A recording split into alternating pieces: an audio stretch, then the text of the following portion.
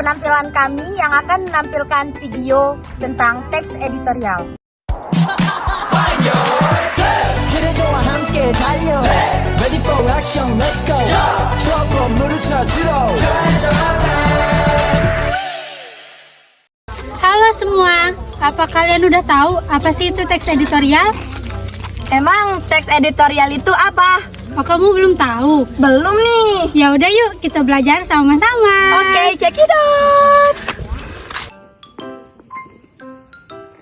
Jadi, teks editorial itu adalah teks yang dibuat oleh pihak redaksi suatu media sebagai pandangan dan sikap resmi media terhadap peristiwa yang aktual, fenomenal, dan kontroversial.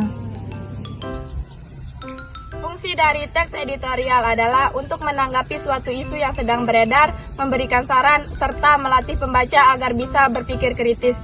Isu yang dibahas bisa berupa masalah ekonomi, politik, sosial budaya, olahraga, kesehatan, serta yang lainnya.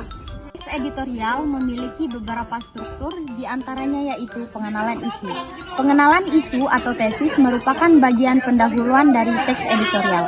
Yang kedua, penyampaian pendapat atau argumentasi.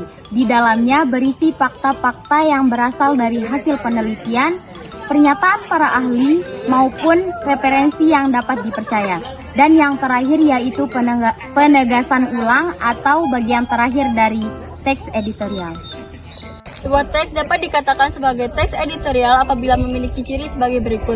Yang pertama, mengandung isu yang hangat dibicarakan. Topik yang dibicarakan dalam teks editorial adalah teks yang ramai diperbincangkan oleh khalayak ramai.